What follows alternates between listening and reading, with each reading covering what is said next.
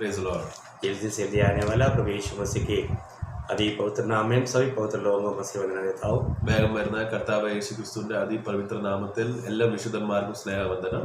प्रभु ने और एक दिन हमें दान दिया. ദൈവം നമുക്ക് ഒരു ദിവസം കൂടെ ദാനമായിട്ട് തന്നു. प्रभु का वचन के साथ प्रभु की उपस्थिति में रहना बोलेगा तो कितना धन्य अवस्था है. ആമേൻ. കർത്താവിന്റെ സന്നിധിയിൽ ഇങ്ങനെ വചനത്തോട് നമ്മൾ ഇരിക്കുമ്പോൾ അത് എത്ര ആനന്ദവും ധന്യമുള്ള അവസ്ഥയാണ്. इस दुनिया की यात्रा में प्रभु का उपस्थिति में रहकर प्रभु का वचन सुनने से बढ़ करके प्रभु प्रसन्न होने वाला कोई काम है नहीं. ഈ ലോകത്തിൽ കർത്താവിന്റെ സന്നിധിയിൽ ഇരിക്കുകയും കർത്താവിന്റെ സന്നിധിയിൽ ധ്യാനത്തോടെ വചനം കേൾക്കുകയും അതിന് കാര്യം ചെയ്യുന്നത് ഇതിനേക്കാളും വലിയ കാര്യം കർത്താവിന് സന്തോഷമില്ല. प्रभु ने अपने चेलों को इसलिए बुलाया करके मरकोस 3 अध्याय का 13-14 दिन में लिखा है कि उन्होंने जिसको चाहा उनको बुलाया और उनका बारे में प्रभु की इच्छा ये था कि वो उसकी पादस्थान में बैठे और उसको सुने. ആമേൻ. മർക്കോസിന്റെ സുവിശേഷം 3-ാം അധ്യായം അതിന്റെ 13-14 വാക്യം വായിക്കുമ്പോൾ നമ്മൾ അവിടെ കാണുന്നത് കർത്താവ് ആരെയൊക്കെ ആഗ്രഹിച്ചോ അവരെല്ലാവരും അവരുടെ അടുത്ത് വിളിക്കുകയും അവർ കർത്താവിന്റെ പാദസ്ഥലത്ത് ഇരിക്കുകയും കർത്താവ് ഇച്ഛിക്കുന്ന കാര്യങ്ങൾ അവർ ദൈവത്തിന്റെ മനസ്സ് അവരോട് തുറന്നു പറയുകയും ചെയ്തു. अभी हमें ये जानना है जब तक हम प्रभु को सुनेंगे नहीं बाकी जो भी हम काम करेगा वो अपना आइडियोलॉजी हो गया. അപ്പം നമ്മൾ ആദ്യം കർത്താവിന്റെ കാര്യങ്ങൾ ശരിക്കും കേട്ടില്ലെങ്കിൽ ആ കാര്യം കേൾക്കാതെ മനസ്സിലാക്കാതെ നമ്മൾ തന്നെ എന്തെങ്കിലും കാര്യങ്ങൾ ചെയ്യുന്നത് അത് നമ്മുടെ ബുദ്ധിപൂർവമായിട്ട് എന്തോ ഐഡിയാസ് ആയിരിക്കും. उसमें सभी में हमें धोखा है. ഈ വിഷയത്തിലെല്ലാം നമുക്ക് അതൊരു ഡിസെപ്ഷൻ ആണ്. प्रभु जो कहता है वो सुनकर वो बात को मानना हमारा कर्तव्य है. അതുകൊണ്ട് കർത്താവ് എന്തോ പറയുന്നോ അത് നമ്മൾ കേട്ടിട്ട് ചെയ്യുന്നതാണ് നമ്മുടെ ഉത്തരവാദിത്വം. सिर्फ सुनना ही काफी नहीं, കാരണം കേൾക്കുക മാത്രമല്ല उसको मानना भी है. അതിനനുസരിക്കുകയും ചെയ്യണം. हमारे ये जीवन की यात्रा में प्रभु जो भी हमें बताता है वो हमारा फायदा की बात बताता है. കാരണം നമ്മുടെ ഈ ലോകയാത്രയിൽ കർത്താവ് നമ്മളോട് എന്തെങ്കിലും പറയുന്നത് അത് നമ്മൾ ഈ ജീവിതത്തിൽ ഒരു ലാഭത്തിന് വേണ്ടിയിട്ടുള്ള ഉദ്ദേശത്തിലാണ് കർത്താവ് സംസാരിക്കുന്നത്. ये दुनिया पाने की बात नहीं, आनंद काल की बात पाने की बात है. അത് കർത്താവ് സംസാരിക്കുമ്പോൾ ഈ ലോകത്തിന്റെ നേട്ടവും ലോകത്തിന്റെ കാര്യങ്ങളല്ല, എന്നാൽ നിത്യതയുടെ കാര്യം നിത്യതയുടെ ലാഭത്തിന് വേണ്ടിയിട്ടാണ് കർത്താവ് സംസാരിക്കുന്നത്. क्योंकि हम आप जानते हैं कि हम सब लोग भाव में जन्मा भाव करते रहता है, ऐसा हमारा टोटली एक ना पापी. അതുകൊണ്ട് കാരണം നമ്മുടെ അവസ്ഥ എന്ന് പറഞ്ഞാൽ നമ്മൾ പാപത്തിൽ നമ്മൾ ജനിച്ചു, നമ്മളെല്ലാം കാര്യങ്ങൾ നമ്മളെ പാപമുള്ള രീതിയിലും ചിന്തയും വിഷയങ്ങളും ആയിരിക്കും. അതുകൊണ്ട് നമ്മുടെ പേര് പാപി എന്ന പേരായി. अभी नया जन्म पाने के बावजूद भी हमारा वही शरीर में हम रहने के कारण हमारे शरीर में बहुत प्रकार का पाप का स्वभाव रहता है. അതുകൊണ്ട് നമ്മൾ രക്ഷിക്കപ്പെട്ട് കഴിഞ്ഞിട്ടും നമ്മൾ ഇപ്പോഴും അതേ പഴയ ശരീരത്തിൽ നമ്മൾ ജീവിക്കുന്നതുകൊണ്ട് ഇതിന്റെ ജഡത്തിന്റെ ക്രിയ മുഖാന്തരം നമ്മൾ ഇപ്പോഴും പാപം ചെയ്തുകൊണ്ടിരിക്കുകയാണ്. तो इसलिए हमें पाप होकर के फिर वापस प्रभु से दूर होने का खतरा रहता है. इसलिए बार बार प्रभु हमें सत्य चेहरा भी नहीं देता है. അതുകൊണ്ട് നമ്മൾ പാപത്തിൽ വീണ് കഴിഞ്ഞാൽ നമ്മൾ പിന്നെയും കർത്താവിന്റെ സന്നിധിയിൽ നിന്ന് നമ്മൾ ദൂരെ ആകാൻ സാധ്യതയുണ്ട്. അതുകൊണ്ട് കർത്താവ് നമ്മൾ ആദ്യം തന്നെ മുൻകുറിയായി നമ്മളോട് സംസാരിച്ചുകൊണ്ടിരിക്കുകയാണ്. तो प्रभु जो भी कहता है वो बातों में हमें गौर देना चाहिए. അതുകൊണ്ട് കർത്താവ് എന്തൊക്കെ നമ്മളോട് പറയുന്നോ ആ വിഷയത്തിൽ നമ്മൾ ശ്രദ്ധിക്കണം. नहीं तो हमारे लिए बहुत बड़ा धोखा हो जाए, അല്ലെങ്കിൽ അത് നമുക്ക് വേണ്ടി ഏറ്റവും വലിയൊരു ചതിയായി മാറും. आप सोचिए एक व्यक्ति मतलब एक डॉक्टर के पास गया. ഉദാഹരണമായിട്ട് ഒരു വ്യക്തി ഒരു ഡോക്ടറിന്റെ അടുത്ത് പോയി. डॉक्टर के पास क्यों गया? ഡോക്ടറിന്റെ അടുത്ത് എന്തിനായിരിക്കും പോകുന്നത്? उसको कुछ तकलीफ है इसलिए गया. എന്തോ അസുഖം എന്തോ പ്രയാസം കാണാം, അതുകൊണ്ടല്ലോ ഡോക്ടറിന്റെ അടുത്ത് പോയത്. अभी डॉक्टर ने जब उसको परखा तो उसके उनका मानव शरीर में एक गांठ है. അപ്പൊ കുരു പോലെ ഓക്കെ. അപ്പൊ ഈ ഡോക്ടർ ഈ വ്യക്തിനെ പരിശോധിച്ചപ്പോൾ അവന്റെ ശരീരത്തിൽ ഒരു കുരു പോലെ എന്തോ സംഭവം ഒരു മുഴ വന്നു. तो मालूम डॉक्टर ने उसको चेक किया, डॉक्टर को मालूम पड़ गया कि कैंसर है. അപ്പൊ ഡോക്ടർ അത് ചെക്ക് ചെയ്ത് കഴിഞ്ഞിട്ട് ആ മുഴ നോക്കി പറഞ്ഞു ഇതൊരു ക്യാൻസർ ആണെന്ന് പറഞ്ഞു. अभी डॉक्टर बोलता है कि देखो आप समय पर आया, ये तो एक शुरुआत का स्टेज है, अभी तुरंत इसको निकाल देगा तो आपको कोई तकलीफ नहीं होगा, आप इसका तकलीफ नहीं आएगा आपका, नहीं तो आप बढ़ करके मानव आपका मृत्यु हो सकता है. അപ്പൊ ഡോക്ടർ ആ വ്യക്തിയോട് എന്താ പറഞ്ഞത്, നിങ്ങൾ കറക്റ്റ് സമയത്താ വന്നത്, കാരണം ഇത് ജസ്റ്റ് ഒരു ആരംഭമാണ്, ഇപ്പോൾ നമുക്ക് പെട്ടെന്ന് ചികിത്സ കഴിച്ചു കഴിഞ്ഞാൽ ഇത് ഉടനെ ഇതെല്ലാം രോഗം എല്ലാം മാറി കഴിയും, നിങ്ങൾ ക്യാൻസർ മുഖാന്തരം മരിക്കുകയില്ല എന്ന് പറഞ്ഞ് ഡോക്ടർ പറഞ്ഞു. वो व्यक्ति क्या बोलते हैं? എന്നിട്ട് ആ വ്യക്തി എന്ത് പറഞ്ഞു? नहीं वो मानो कोई कैंसर नहीं है. വ്യക്തി പറയാ അയ്യോ ഇത് ക്യാൻസർ ഒന്നുമല്ല, कुछ नहीं होने का. ഒന്നും പറ്റത്തില്ല. आप कभी मत बोलो कि वो कैंसर था करके. അത് നിങ്ങൾ ഒരിക്കലും പറയില്ല അത് ക്യാൻസർ ആണെന്ന്. वो एक सादा एक गांठ है. ഇത് ചെറിയൊരു മുഴയാന്ന് പറഞ്ഞാൽ മതി. इस प्रकार अगर वो इस रीति में कर करके आगे जाएगा तो क्या होगा? ഇങ്ങനെ ഈ വ്യക്തി ഇങ്ങനെ ഡോക്ടറിനോട് ഇങ്ങനെ പറയുവാണെങ്കിൽ അപ്പൊ മുമ്പിൽ പോയി എന്ത് പറ്റും? कुछ समय के बाद കുറച്ച് നാൾ കഴിഞ്ഞാൽ उसका वो बीमारी बढ़ जाएगा ആ രോഗം പകരും, और वो मृत्यु का शिकार बनेगा. എന്നിട്ട് മരണം അവനെ പിടിക്കും. डॉक्टर ने कहा था समय पर वो कार्य करने से वो बेचता था. ഡോക്ടർ നേരത്തെ പറഞ്ഞതാണ് അത് സഹി സമയത്ത് അത് ചെയ്തായിരുന്നെങ്കിൽ അവൻ രക്ഷിക്കപ്പെട്ടേനായിരുന്നു. प्रियो, दुनिया के एक डॉक्टर का बात नहीं मानने से मृत्यु इतना जल्दी आ जाता है, तो प्रभु का डॉक्टरों का डॉक्टर महान प्रभु उसका वचन को अगर हमें नहीं मानेगा तो उसका अंत क्या होगा? അപ്പൊ ഈ ലോകത്തിൽ ലോകീയമായ ഡോക്ടർമാര് ഇങ്ങനെ നമുക്ക് ജീവിതത്തിലുള്ള എന്തെങ്കിലും പ്രയാസം കാര്യങ്ങൾ വരുമ്പോൾ നമ്മൾ മരിക്കാൻ സാധ്യത ഉണ്ട് പറഞ്ഞു കഴിഞ്ഞാലും നമ്മൾ കേൾക്കുന്നില്ലെങ്കിൽ മരണം വരാൻ സാധ്യത ഉണ്ടെങ്കിൽ, അങ്ങനെയാണെങ്കിൽ എല്ലാം ഡോക്ടറായ നമ്മുടെ കർത്താവ് യേശുക്രിസ്തു വചന മുഖാന്തരം നമ്മൾ സംസാരിക്കുമ്പോൾ അത് എത്ര ആഴമായിട്ടും സീരിയസ് ആയിട്ട് നമ്മൾ എടുക്കണം.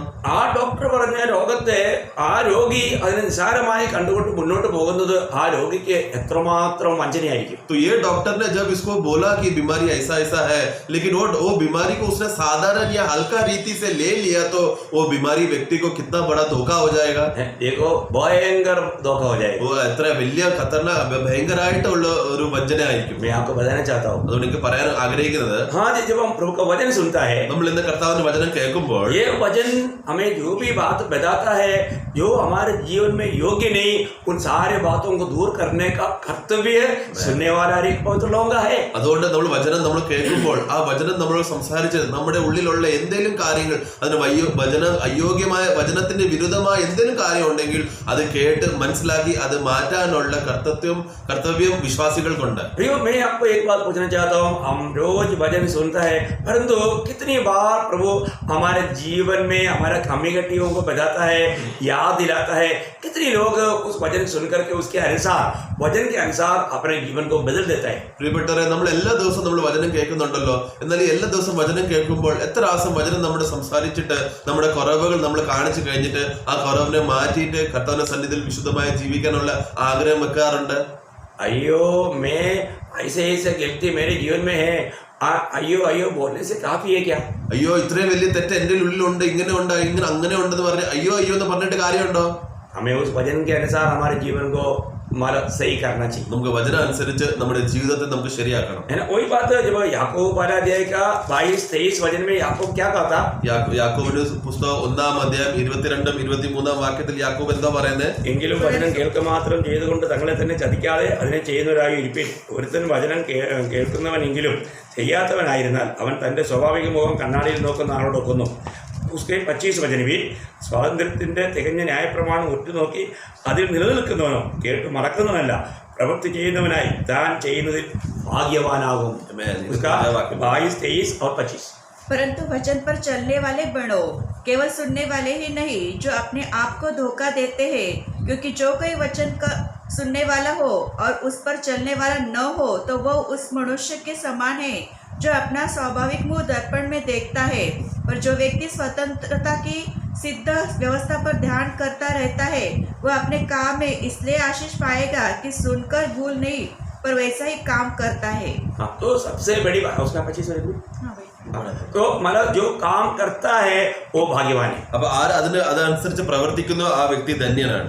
हमारे जीवन में सबसे बड़ी बात है कि यहाँ पर याकूब याद दिलाता है कि जो वचन सुना वैसे नहीं करता वो अपने आप को धोखा देता है. യാക്കോബോട് പറയുന്നത് നമ്മൾ വചനം കേട്ടിട്ടും അതനുസരിച്ച് നമ്മൾ ജീവിക്കുന്നില്ലെങ്കിൽ നമ്മൾ തന്നെ വഞ്ചിക്കുവാണ്. हमें इस बात को जानना है. അതുകൊണ്ട് നമുക്ക് ഒരു കാര്യം മനസ്സിലാക്കേണ്ടത്, प्रभु ने हमें इस दुनिया से अपने लिए अलग किया. കർത്താവിന് വേണ്ടിയിട്ട് ഈ ലോകത്തിൽ നമ്മൾ മാറ്റി വെച്ചേക്കുവാണ്. अभी हम प्रभु की बातों को मान करके चलना हमारा जिम्मेवारी है. അതുകൊണ്ട് കർത്താവിന്റെ കാര്യങ്ങൾ നമ്മൾ കേട്ട് അതനുസരിച്ച് ജീവിക്കുന്നത് നമ്മുടെ ഏറ്റവും വലിയ കർത്തവ്യമാണ്. एक समय हम प्रभु को नहीं जानते थे, प्रभु का व्यवस्था हमें मालूम नहीं था, हम अपनी मनमानी में जीते थे. ഒരു സമയത്ത് നമ്മൾ കർത്താവിനെ അറിയില്ലായിരുന്നു, കർത്താവിന്റെ ന്യായപ്രമാണം വചനം ഒന്നും അറിയാത്തതുകൊണ്ട് നമ്മുടെ ഇഷ്ടത്തിൽ നമ്മൾ നടക്കുമായിരുന്നു.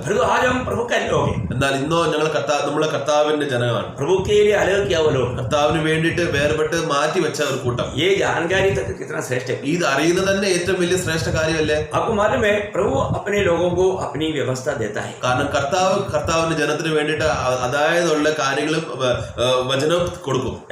हम जानते हैं जब इसराइल को प्रभु ने अलग किया, നമുക്കറിയാലോ കർത്താവിന് വേണ്ടി മാറ്റി വെച്ചപ്പോൾ इसराइल के लिए प्रभु ने अपना नियम और विधि दिया. അതുകൊണ്ട് ഇസ്രായേലിന് വേണ്ടിയിട്ട് കർത്താവിന്റെ ന്യായപ്രമാണവും കർത്താവിന്റെ കാര്യങ്ങളും വചന അനുസരിച്ചല്ല എല്ലാം കാര്യങ്ങൾ കൊടുത്തു. इसलिए दुनिया की सारी जाति के लोगों से वो लोग एकदम अलग लोग थे. അതുകൊണ്ട് ലോകത്തിൽ നിന്നുള്ള സകല ജാതികളിൽ നിന്നും ഇസ്രായേലികൾ ഒരു പ്രത്യേക ജാതിയായിരുന്നു. आपको मालूम है जब इसराइल लोगों को देख करके इसराइल को श्राप देने के लिए मतलब वो आया हुआ बिलेयाम इसराइल के लोगों को देख करके क्या बोला है, जब गिनती 23 अध्याय का 9 वचन के आखिरी में बोलता है ये अकेला रहने वाले लोग हैं, ये जातियों के साथ गिना नहीं जाता.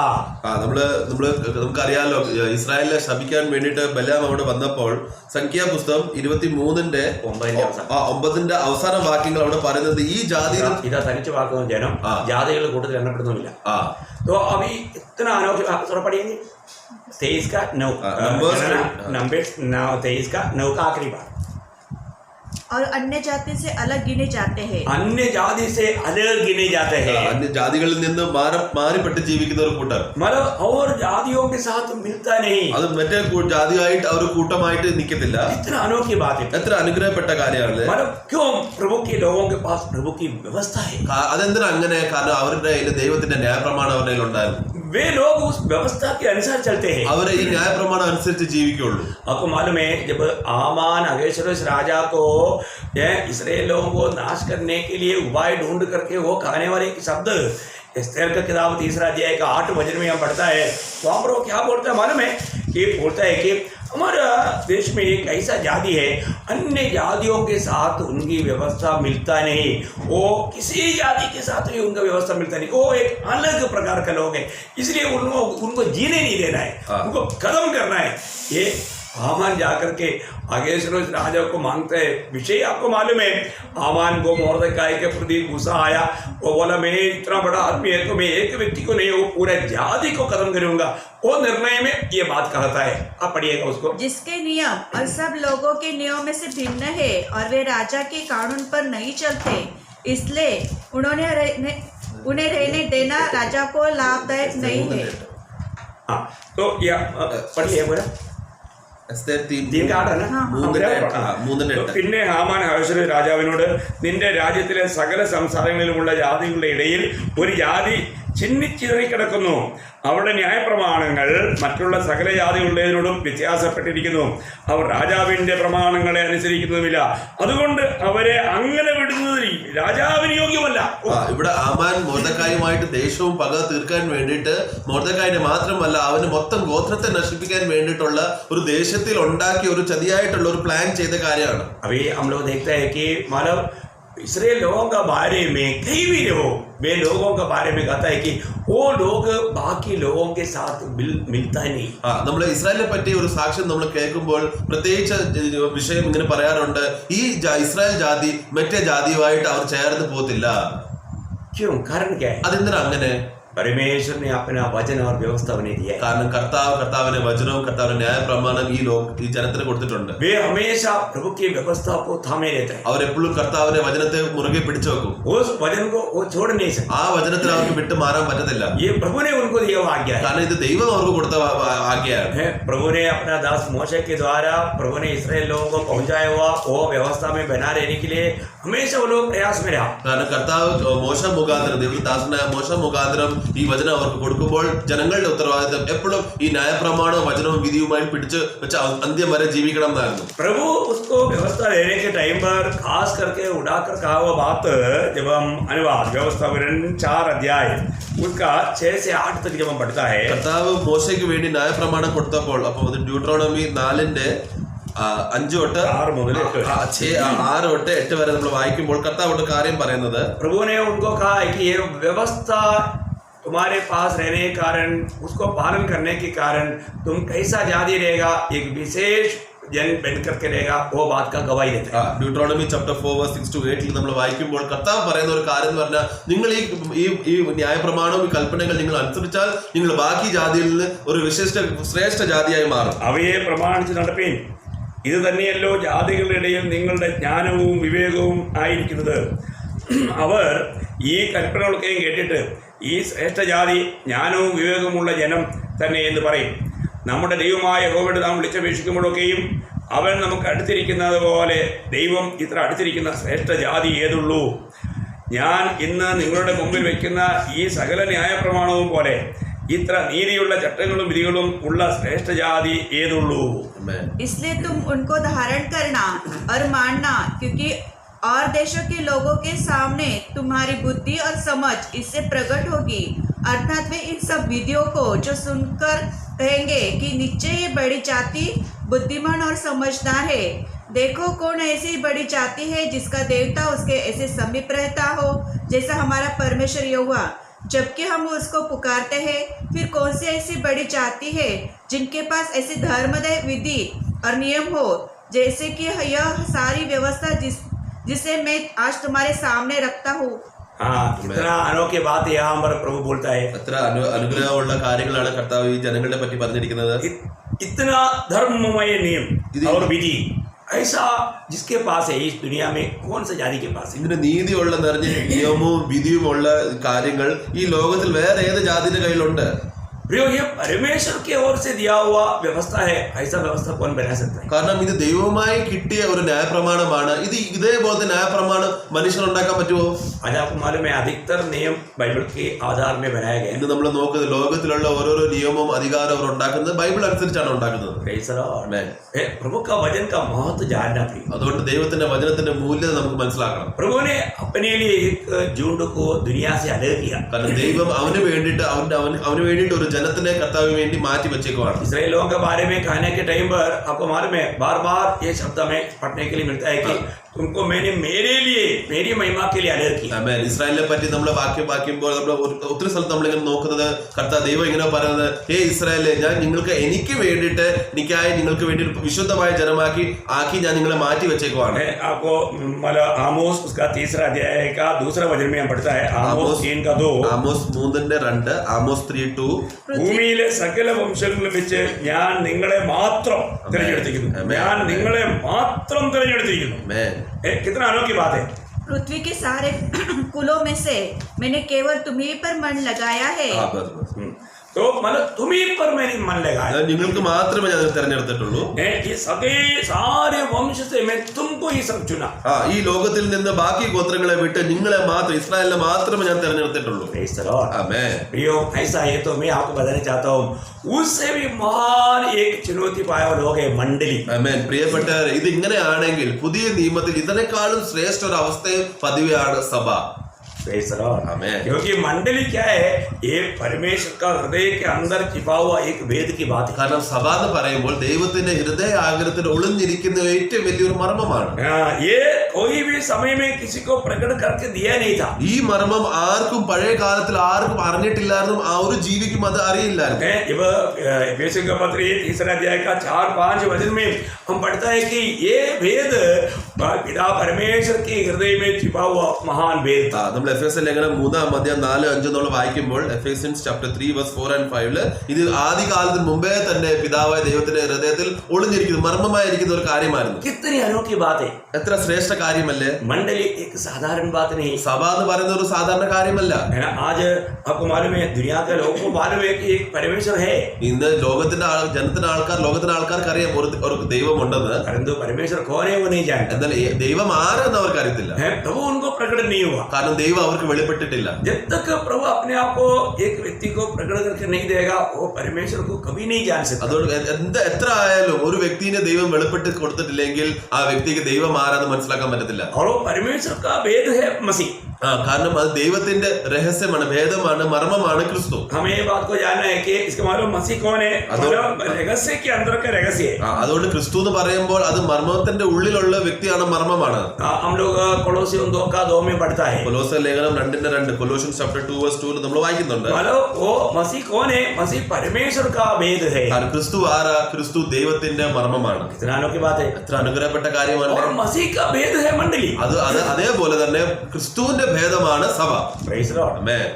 मसीह का भेद ക്രിസ്തുവിന്റെ രഹസ്യം അല്ലെങ്കിൽ മർമ്മം സഭയാണ്. इसका मतलब आपको मालूम है कि ये बात को जानना तक हमारे लिए कितना आनंददायक बात. ഈ കാര്യം അറിയുന്നത് തന്നെ നമുക്ക് വേണ്ടി എത്ര സന്തോഷമുള്ള കാര്യമല്ലേ. इसका मतलब मंडली क्या है, അതുകൊണ്ട് സഭ ആരാ?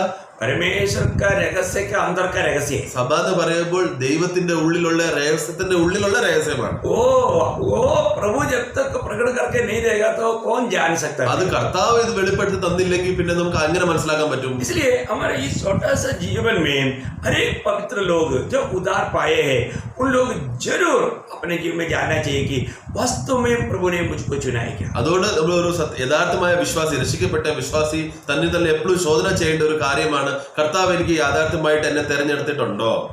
क्योंकि आपको मालूम है कि जो चुने हुए लोगों को प्रभु जरूर जिम्मेवारी सौंपता है. കാരണം ദൈവം തെരഞ്ഞെടുക്കപ്പെട്ടവർക്ക് ദൈവം അവർക്ക് ഒരു ഉത്തരവാദിത്വം കൊടുക്കുന്നുണ്ട്. आपको मालूम है जब पहले शमूएल की किताब में हम देखते हैं कि प्रभु ने शाऊल को ഇസ്രായേൽ की प्रथम राजा होने के लिए चुना.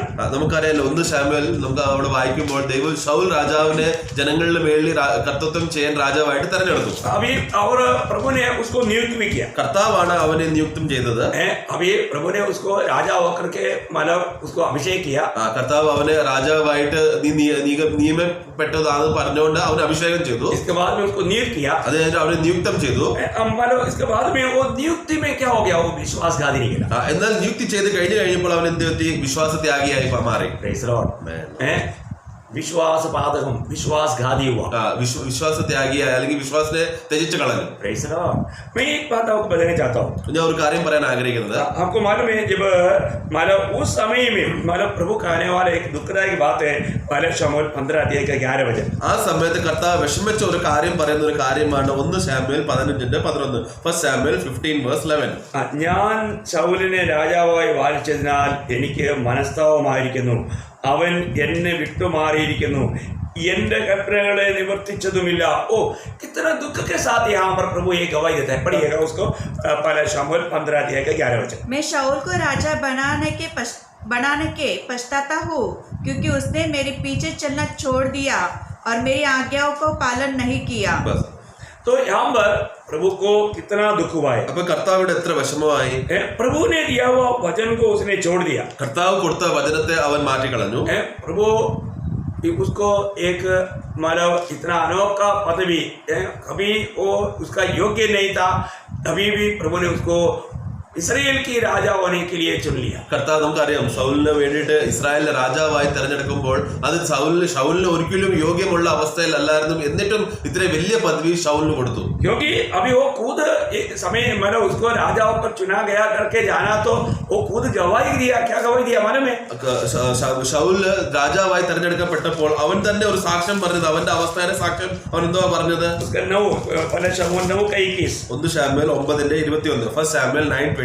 അതിന് ശൗൽ, ഞാൻ ഇസ്രായേൽ ഗോത്രങ്ങളിൽ ഏറ്റവും ചെറുതായ ബെന്യാമീൻ ഗോത്രത്തിലുള്ളവനും എന്റെ കുടുംബം ബെന്യാമീൻ ഗോത്രത്തിലെ സകല കുടുംബത്തിലും വെച്ച് ഏറ്റവും ചെറിയതുമായിരിക്കെ നീ ഇങ്ങനെ എന്നോട് പറയുന്നത് എന്ത് എന്ന് പറഞ്ഞു. എന്ന് പറഞ്ഞാൽ बोलने का अर्थ मतलब मैं इसी का किसी प्रकार का भी लायक नहीं. അതായത് ഞാൻ ഈ രാജാവാകാനുള്ള ഒരു കാര്യത്തിലും ഞാൻ യോഗ്യതയല്ല. क्योंकि मैं छोटा से छोटा है. കാരണം ഞാൻ എല്ലാം ഈ ഗോത്രത്തിൽ നിന്ന് ഏറ്റവും ചെറിയവനാണ്. मैं छोटा गोत्र का है. ഞാൻ ചെറിയ ഗോത്രത്തിലാണ് ഉള്ളവനാണ്. छोटा परिवार का है. എന്നിട്ട് ഒരു ചെറിയൊരു കുടുംബത്തിൽ ഞാൻ ജനിച്ചതാണ്. उसकी अच्छा भावना था. ഇത് നല്ല ഉദ്ദേശമായിരുന്നല്ലോ. परंतु हम देखते हैं कि जब प्रभु ने उसको राजा होकर चुन लिया, എന്നാൽ കർത്താവ് അവനെ രാജാവായി തെരഞ്ഞെടുക്കപ്പെട്ട് കഴിഞ്ഞപ്പോൾ प्रभु ने उसको मतलब एक कार्य के लिए नियुक्त किया. കർത്താവ് അവനെ ഒരു കാര്യത്തിന് ഒരു ഉദ്ദേശത്തിന് വേണ്ടി നിയുക്തം ചെയ്തപ്പോൾ कार्य क्या था आपको मालूम है? നമുക്ക് ആ കാര്യം എന്തായിരുന്നു നമുക്കറിയാലോ.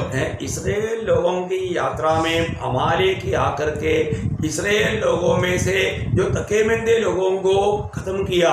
इसलिए प्रभु ने उस समय में लिख कर रखा था कि मैं इन लोगों को दुनिया से मिटा दूंगा. നമുക്കറിയാം, നമ്മൾ ഇസ്രായേൽ യാത്ര ചെയ്യുമ്പോൾ മിസ്രൈം വിട്ട് യാത്ര ചെയ്തുകൊണ്ടിരുന്നപ്പോൾ ആ സമയത്ത് ഏറ്റവും ക്ഷീണമായും ഏറ്റവും പ്രായമുള്ളവരെയും അമാലിക്കർ വന്ന് എന്ത് ചെയ്യും? അവർ വന്ന് അവരെ അടിക്കുകയും കൊല്ലുകയും ചെയ്തായിരുന്നു. അപ്പൊ ആ സമയത്ത് കർത്താവ് ഈ കാര്യം മറക്കാതിരിക്കാൻ എഴുതി വച്ചിരിക്കുന്ന കാര്യമായിരുന്നു, ഞാൻ ഒരിക്കൽ അമാലിക്കരെ ലോകത്തിൽ നിന്ന് നശിച്ചു കളയും. ആ കാര്യത്തിന് ആജ്ഞയായിരുന്നു അന്ന് ശൗൽ രാജാവിന് കൊടുത്തത്.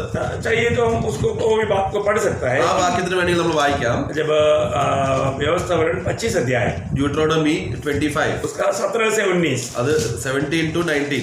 നിങ്ങൾ മിസ്രയീമിൽ നിന്നും പുറപ്പെട്ടു വരുമ്പോൾ വഴിയിൽ വെച്ച് അമാലേക്ക് നിന്നോട് ചെയ്തത്, അവൻ ദൈവത്തെ ഭയപ്പെടാതെ വഴിയിൽ നിന്റെ നേരെ വന്ന് നീ ക്ഷീണിച്ചും തളർന്നും ഇരിക്കുമ്പോൾ നിന്റെ പിന്നണിയിലുള്ള ബലഹീനന്മാരെ ഒക്കെയും സംഹരിച്ച കാര്യം തന്നെ ഓർത്തുകൊള്ളുക.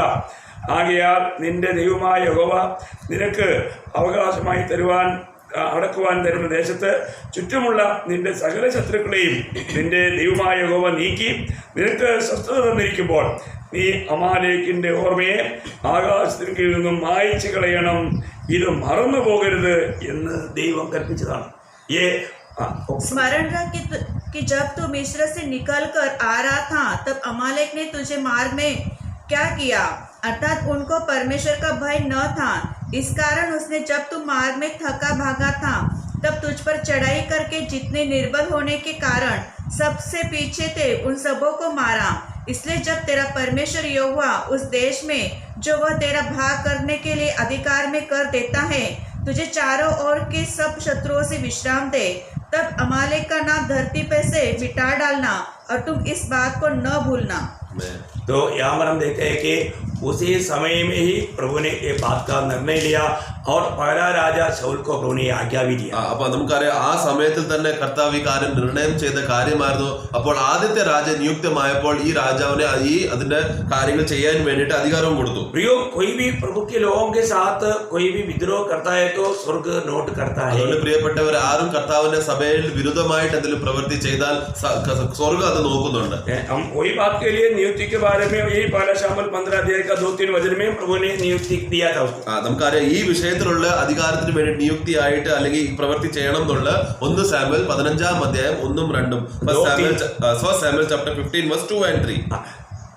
तो സൈന്യങ്ങളുടെ യഹോവ ഇപ്രകാരം അരുളി ചെയ്യുന്നു, ഇസ്രായേൽ മിസ്രയിൽ നിന്നും പുറപ്പെട്ടു വരുമ്പോൾ വഴി വെച്ച് അമാലേക്ക് അവരെ ആക്രമിച്ച് അവരോട് ചെയ്തതിനെ ഞാൻ കുറിച്ചു വെച്ചിരിക്കുന്നു.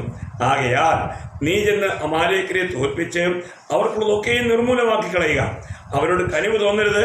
പുരുഷന്മാരെയും സ്ത്രീകളെയും കുട്ടികളെയും മുല കുടിക്കുന്നവരെയും കാള, ആട്, ഒട്ടകം, കഴുത എന്നിവയെയും സംഹരിച്ചു കളയുക. इतना क्लियर आज्ञा प्रभु ने दिया। सेनाओं का यहोवा यो कहता है, मुझे स्मरण है कि अमालेकियों ने इस्राएलियों से क्या किया। जब इस्राएली मिस्र से आ रहे थे तब उन्होंने मार्ग में उनका सामना किया। इसलिए अब तू जाकर अमालेकियों को मार और जो कुछ उनका है उसे बिना कोमलता किए हुए नष्ट कर। क्या पुरुष, क्या स्त्री, क्या बच्चा, क्या दूध पीता, क्या गाय बैल, क्या भेड़ बकरी, क्या ऊंट, क्या गदहा, सबको मार डाल। अब देखिए, इस आज्ञा पा करके शाऊल गया। ഇങ്ങനെ കൽപ്പന കിട്ടി കഴിഞ്ഞ ശൗൽ രാജാവ് പോയി. अच्छा एक सेना उसके साथ था, നല്ല ഒരു സേനയുടെ കൂട്ടം അവന്റെ കൂടെ ഉണ്ടായിരുന്നു. परंतु उधर जाकर के उन्होंने क्या किया, उधर अच्छा तगड़ा जानवरों को देखा तो वो उस पर मोहित हो गया। എന്നാൽ അവിടെ പോയി കഴിഞ്ഞപ്പോൾ നല്ല വണ്ണമുള്ള തടിച്ച മൃഗങ്ങളെ കണ്ടു കഴിഞ്ഞപ്പോൾ അതിനെ അവൻ മോഹിച്ചു. वो सब मानो एक धन रूप में उसने ले लिया। അതെല്ലാം ഒരു ധനമായ രീതിയിലുള്ള അവനായിട്ട് അങ്ങ് എടുത്തു. इसके बाद में वो लड़ाई जीत करके मानो वो आ गया। എന്നിട്ട് ആ യുദ്ധം ജയിച്ചാൽ തിരിച്ചു വരുമ്പോൾ परंतु हम क्या देखता है, എന്നിട്ട് അവിടെ നമ്മൾ എന്താ നോക്കുന്നത്? मतलब उन्होंने राजा को ही जिंदा पाड़ करके लाया। അവൻ അവിടുത്തെ രാജാവിനെ കൊല്ലാതെ തിരിച്ചു കൊണ്ടുവന്നു. Praise the Lord। बहुत बड़ा विजय पाया करके वो सोचता है कि वो अपने मन में कहता है कि मैंने प्रभु का आज्ञा पालन किया। അപ്പൊ അവൻ ഇത്രയും വലിയ യുദ്ധം ജയിച്ചു കഴിഞ്ഞിട്ട് അവൻ പറയാ, ഞാൻ കർത്താവിന്റെ സന്നിധിയിൽ കർത്താവിന്റെ വലിയ എല്ലാ കാര്യങ്ങൾ ഞാൻ കേട്ടിട്ട് അനുസരിച്ച് വന്നു എന്നുള്ള ചിന്താധാരണയിലാണ് വന്നത്. वो शमूएल को क्या बोलते हैं, उसका 15 अध्याय का 13 वचन में 15-13 ഫസ്റ്റ് സാമുവേൽ 15:13 നമ്മൾ വായിക്കുമ്പോൾ, പിന്നെ ശമൂവേൽ ശൗലിന്റെ അടുക്കൽ എത്തിയപ്പോൾ ശൗൽ അവനോട്, യഹോവയാൽ നീ അനുഗ്രഹിക്കപ്പെട്ടവൻ, ഞാൻ യഹോവയുടെ കൽപ്പന നിവർത്തിച്ചിരിക്കുന്നു എന്ന് പറഞ്ഞു. तब शमूएल ने शाऊल के पास गया और शाऊल ने उसे कहा, तुझे यहोवा की ओर से आशीष मिले, मैंने यहोवा की आज्ञा पूरी की है। देखिए, अभी शमूएल शाऊल के पास आया तो यहाँ पर शमूएल से क्या बोल रहा है, मैं यहोवा की आज्ञा पूरा किया। അവിടെ ശമൂവേൽ ശൗലിനെ കാണാൻ പോയപ്പോൾ ശൗൽ അപ്പൊ എന്തോ പറയുന്നത്, കർത്താവ് പറഞ്ഞ എല്ലാ കാര്യങ്ങളും ഞാൻ കേട്ടു. अभी वो मानो वो वचन के अनुसार कार्य नहीं किया तो भी वो मुंह से गवाही क्या देता है, मैंने जैसा यहोवा ने कहा मैं वैसा किया। അപ്പം കൽപ്പന എന്തോ കിട്ടി, അതൊന്നും പ്രമാണിച്ചിട്ടില്ല, അതൊന്നും ചെയ്തില്ല. എന്നാൽ അവൻ വായിക്കൊണ്ട് എന്തോ സാക്ഷ്യം പറയുന്നത്, ഞാൻ ഇതെല്ലാം ചെയ്തു. इस रीति का शाऊल का भाई बहन लोग आज मसीह दुनिया में भी बहुत है। ഇന്ന് ഇതേപോലെ തന്നെ ശൗലിന്റെ സ്വഭാവമുള്ള ഒത്തിരി സഹോദരി സഹോദരന്മാർ ഇന്ന് സഭയിലും ഉണ്ട്. वो थोड़ा कुछ काम करके वो बोलेगा, मैं बिल्कुल प्रभु के वचन को मान करके मैं प्रभु की इच्छा के अनुसार चल रहा हूँ। അവർ വചനത്തിന്റെ ഇവിടെ അവിടെയും ചെറിയ ചെറിയ കാര്യങ്ങൾ ചെയ്ത് കഴിഞ്ഞ് പറയുവാണ്, നമ്മൾ ദൈവത്തിന്റെ സകല കാര്യങ്ങളും വചനം നമ്മൾ കേട്ടു അനുസരിക്കുന്നു, അതനുസരിച്ച് ജീവിക്കുന്നു എന്ന് പറയും. परंतु उनके जीवन की वचन के खिलाफ के बात दिखाएगा तो वो एकदम मुकट जाएगा, वो एकदम मानव अटीलापन स्वभाव में होकर के गुस्सा होने के लिए, झगड़ा होने के लिए तैयार हो जाएगा। എന്നാൽ അവർ വചനം അനുസരിച്ച് അവർ ചെയ്ത തെറ്റുകളും അവരിൽ കുറവും കാര്യങ്ങളും അവർക്ക് വചനം അനുസരിച്ച് പറഞ്ഞു കൊടുക്കുകയാണെങ്കിൽ ഉടനെ അവർക്ക് ദേഷ്യം വരികയും അവർ വിദ്രോഹമുള്ള ഒരു സ്വഭാവം കാണിക്കുകയും ദേഷ്യത്തോടെ അവർ മുഖം വാടിക്കും. अभी यहाँ पर शमूएल शाऊल से क्या बोलता है, അപ്പൊ ഇവിടെ ശമൂവേൽ ശൗലിനോട് എന്താ പറഞ്ഞേ? उसका 14 वचन, അതിന്റെ 14-ാം വാക്യം, उसका 15 अध्याय का 14 वचन, 15 verse 14. അതിന് ശമൂവേൽ എന്റെ ചെവിയിലെത്തുന്ന ആടുകളുടെ ഈ കരച്ചിലും ഈ കേൾക്കുന്ന കാളുകളുടെ മുക്കറിയും എന്ത് എന്ന് ചോദിച്ചു. शमूएल ने कहा, फिर भेड़ बकरियों का यह मेमना और गाय बैलों का यह रंभना जो मुझे सुनाई देता है, यह क्यों हो रहा है? अरे शाऊल, ये क्या बात है? इधर ये जो लड़ाई के मैदान में यहाँ पर इतनी बकरियों की रोने की आवाज, गाय भैंसों का रोने की आवाज कहाँ से आ रहा है? ये कहाँ से? അപ്പൊ സമൂവേൽ അവിടെ ചോദിക്കുവാണ്, ഇത്ര വലിയ യുദ്ധഭൂമിന്റെ അവസ്ഥയിൽ നിങ്ങൾ വന്നു കഴിഞ്ഞിട്ട് നിങ്ങളുടെ ഇടയിൽ നിന്ന് ഇതെന്താണ് ഈ ആട്ടുംകുട്ടിയും കുഞ്ഞാടുകളുടെ ഇതെല്ലാം മൃഗങ്ങളുടെ ശബ്ദങ്ങൾ ഞാൻ നിനക്ക് കേൾക്കുന്നത്? उसका उत्तर क्या है? അതിന്റെ ഉത്തരമായിട്ട് സൗൽ എന്താ പറഞ്ഞേ? उसका 15 वचन में कहता है कि 15ാം വാക്യത്തിൽ ये मारो तेरा परमेश्वर, अभी मेरा अभी तेरा हो गया। देखा, प्रभु का दिल से त्यागने के बाद में तेरा परमेश्वर को चढ़ाने के लिए उसमें से जो अच्छा लेकर आया बोलते हैं। അവൻ അപ്പൊ ശൗൽ രാജാവ് എന്താ പറയുന്നത്? നിന്റെ ദൈവത്തിന് ബലി ചെയ്യാനുണ്ട്. അത് നോക്കിക്കേ, അവൻ ശൗലിന്റെ ദൈവമല്ല എന്റെ ദൈവം എന്ന് പറയുന്നതിന് പകരം, അല്ലെങ്കിൽ നമ്മുടെ ദൈവം എന്ന് പറയുന്നതിന് പകരം നിന്റെ ദൈവത്തിന് ബലി ചെയ്യാൻ വേണ്ടിയിട്ടുള്ള ഏറ്റവും ഉത്തമമായ മൃഗങ്ങളെ ഞാൻ കൊണ്ടുവന്നിട്ടുണ്ടെന്ന് പറഞ്ഞു. प्रियो, प्रभु का लोगों को मैं एक बात बताना चाहता हूँ। അതുകൊണ്ട് പ്രിയപ്പെട്ടവരെ, ഞാൻ ഒരു കാര്യം പറയാൻ ആഗ്രഹിക്കുന്നത്, प्रभु को चोरी किया हुआ चीज नहीं चाहिए। ദൈവത്തിനോട് ഇങ്ങനെ ദൈവത്തിന് വേണ്ടിയിട്ട് ഇങ്ങനെ മോഷ്ടിച്ച കാര്യങ്ങൾ ദൈവത്തിന് ഇഷ്ടമല്ല.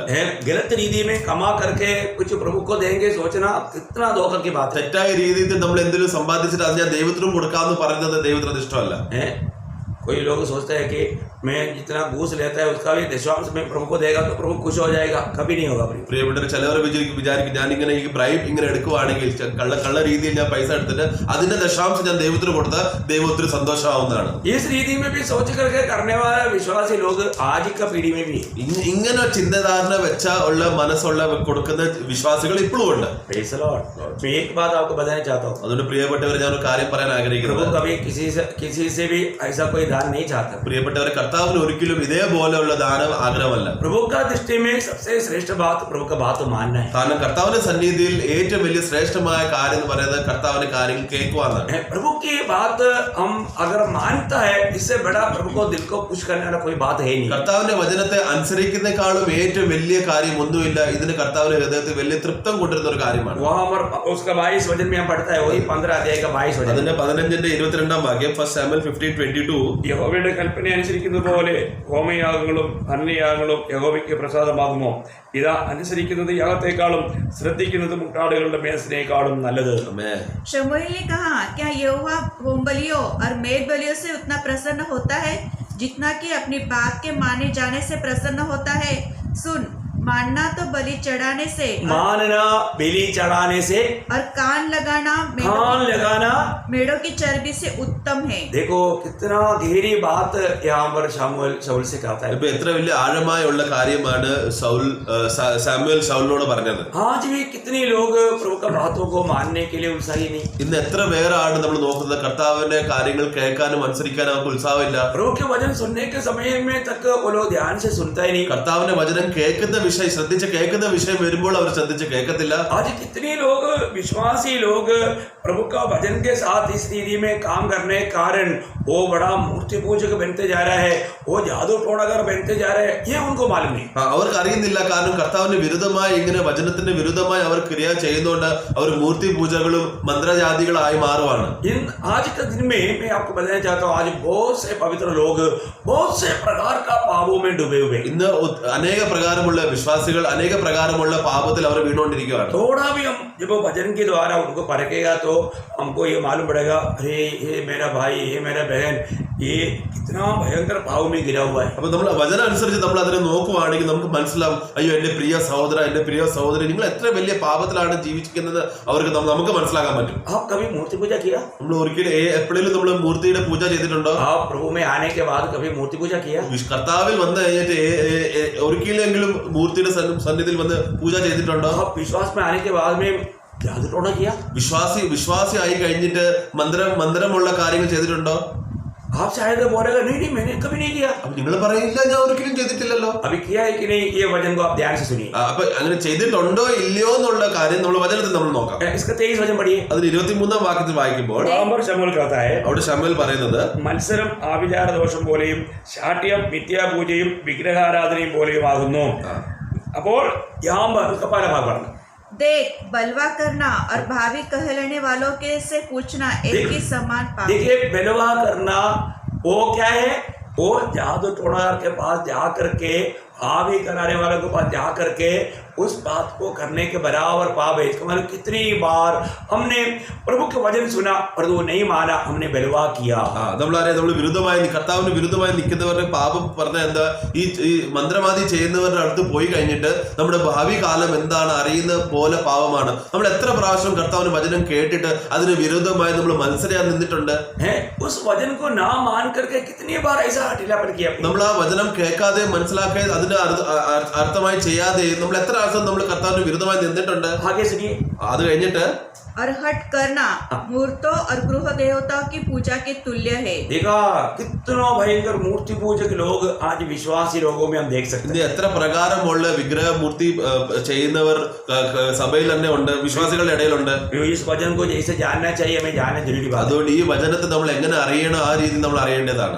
यहाँ पर मतलब जब उन्होंने सत्य वचन को त्याग दिया, ആരൊക്കെ സത്യവചനത്തെ ത്യജിച്ചാൽ, यहाँ पर शाऊल ने सत्य वचन को त्यागा.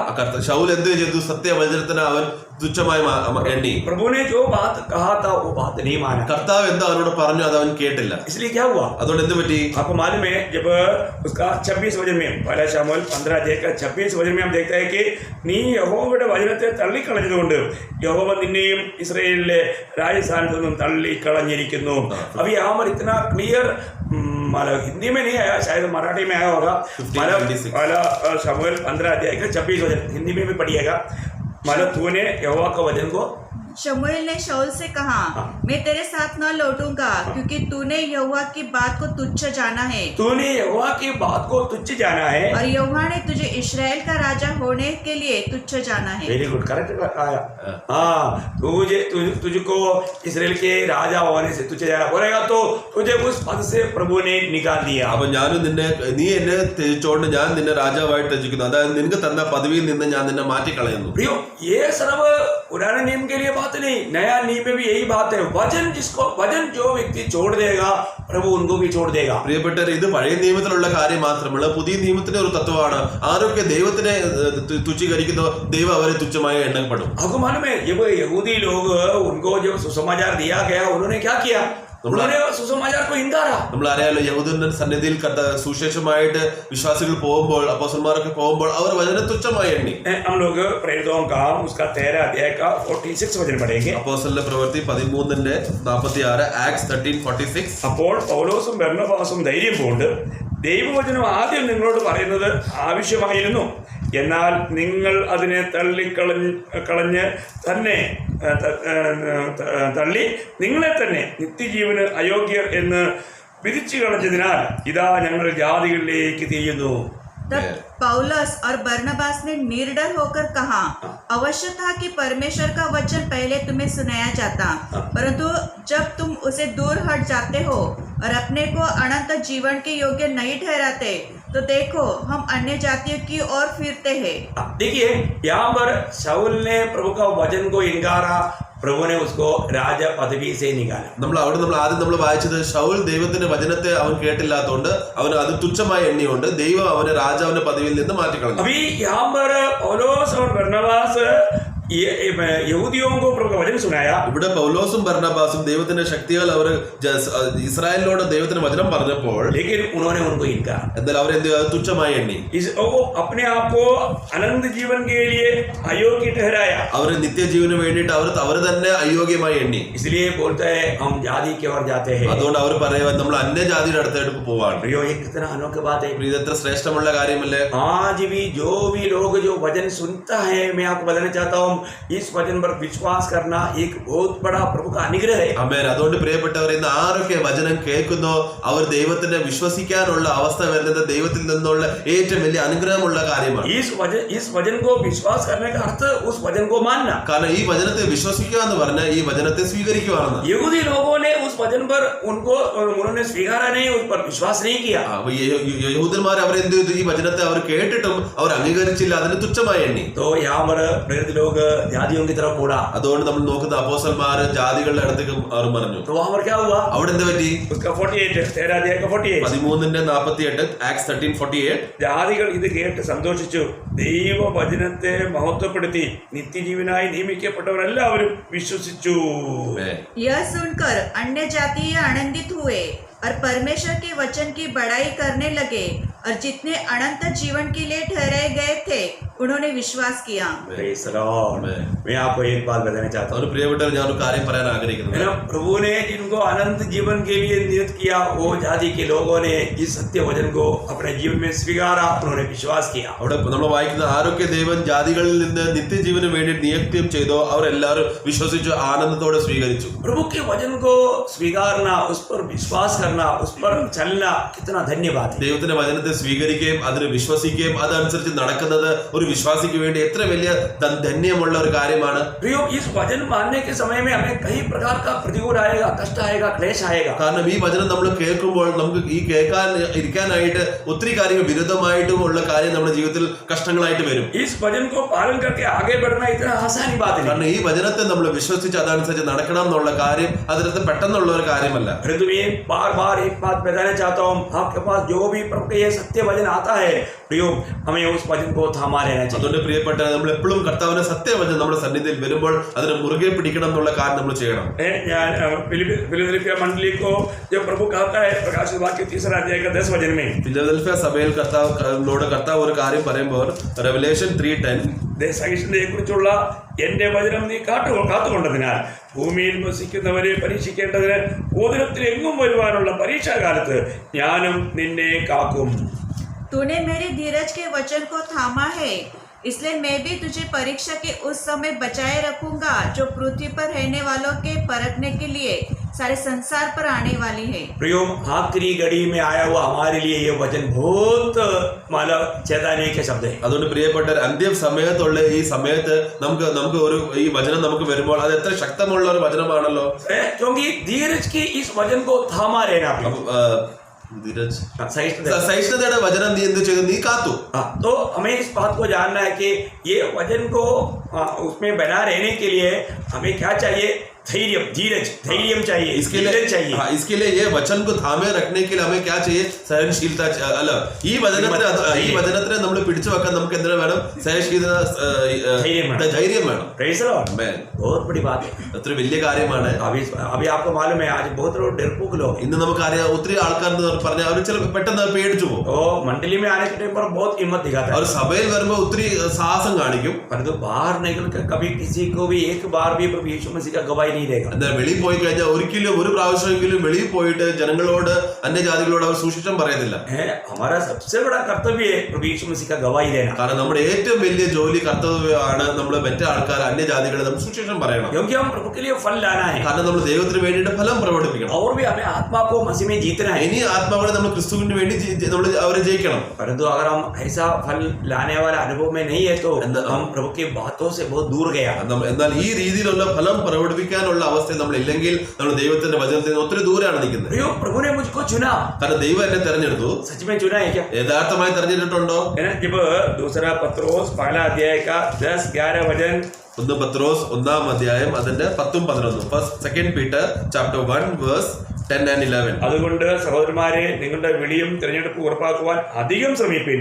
ഇങ്ങനെ ചെയ്താൽ നിങ്ങൾ ഒരു നാളും ഇടറിപ്പോകാതെ നമ്മുടെ കർത്താവും രക്ഷിതാവുമായ യേശുക്രിസ്തുവിന്റെ നിത്യരാജ്യത്തിലേക്കുള്ള പ്രവേശനം ധാരാളമായി പ്രാപിക്കും. Amen. Second Peter chapter 1 verse 10 and 11.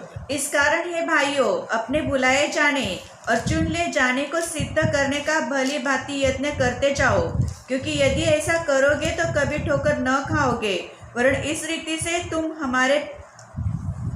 हमारे प्रभु और उद्धारकर्ता यीशु मसीह के अनंत राज्य में बड़े आदर के साथ प्रवेश करने पाओगे. बोलने का अर्थ क्या है? പറയുന്ന ഉദ്ദേശം എന്താ? प्रभु के आगमन में, उस गुप्त आगमन में बहुत आदर के साथ हमें प्रभु के साथ मुलाकात होगा या उड़ा लिया जाएगा. കർത്താവിന്റെ രഹസ്യ വരവിൽ നമ്മൾ ആദരവോടെ കർത്താവിന്റെ സന്നിധിയിൽ നമ്മൾ ചേർക്കപ്പെടും, നമ്മൾ എടുക്കപ്പെടും. उसके लिए क्या करना? അതുകൊണ്ട് എന്ത് ചെയ്യണം? हमारा चुने जाना, हमारा बुलाया जाना, ये भली बाती जानना और उसके योग्य जीवन बिताना. നമ്മുടെ വിളിയും തെരഞ്ഞെടുപ്പും നമ്മൾ ശരിക്കും അറിയുകയും അതനുസരിച്ച് ജീവിക്കുകയും നടക്കുകയും ചെയ്യണം. अगर हम इस प्रकार का उसके योग्य जीवन नहीं बिताएगा तो അപ്പൊ അതനുസരിച്ചുള്ള യോഗ്യ നടപ്പ് നമ്മൾ നടക്കുന്നില്ലെങ്കിൽ आपको मालूम है जब യോഹന്നാൻ का सुसमाचार उसकी 15 अध्याय का 16 वचन में प्रभु यीशु ने कहा യോഹന്നാന്റെ സുവിശേഷം 15:16 ജോൺ ഗോസ്പൽ 15:16 നിങ്ങൾ എന്നെ തിരഞ്ഞെടുത്തു എന്നല്ല ഞാൻ നിങ്ങളെ തിരഞ്ഞെടുത്ത് നിങ്ങൾ പോയി ഫലം കായ്ക്കേണ്ടതിനും നിങ്ങളുടെ ഫലം നിലനിൽക്കേണ്ടതിനും നിങ്ങളെ ആക്കി വെച്ചുമിരിക്കുന്നു. यहाँ पर कितना खास बात प्रभु अपने चेलों को बताता है. तुमने मुझे नहीं चुना परंतु मैंने तुम्हें चुना है और तुम्हें नियुक्त किया कि तुम जाकर फल लाओ और तुम्हारा फल बना रहे. देखो प्रभु का हमारे प्रति बुलाहट के प्रति चुनौती के प्रति प्रभु का लक्ष्य क्या है? हम जाकर के फल लाना है. അതുകൊണ്ട് പ്രിയപ്പെട്ട നമ്മുടെ വിളിയും തെരഞ്ഞെടുപ്പിന്റെ പുറകിൽ കർത്താവിന്റെ ഉദ്ദേശം എന്താ? നമ്മളെ പോയി ഫലം പ്രകടിപ്പിക്കണം. प्रियो आज एक फलदायक जीवन में बिताता है क्या? ഇന്നൊരു ഫലമായ ഉള്ള ജീവിതം ഞാൻ ജീവിക്കുന്നുണ്ടോ? है प्रभु ने हमको बुलाया है तो प्रभु ने हमें चुना है तो हमारे जीवन फलदायक होना ये प्रभु का हमारे बारे में इच्छा है. ദൈവം എന്നെ വിളിക്കുവാണെങ്കിൽ, ദൈവം എന്നെ തെരഞ്ഞെടുക്കപ്പെട്ട് എന്നെ വിളിച്ച് മാറ്റി വെക്കുകയാണെങ്കിൽ ദൈവത്തിന്റെ ഉദ്ദേശം ഞാൻ ഫലം പ്രകടിപ്പിക്കണം എന്നാണ്.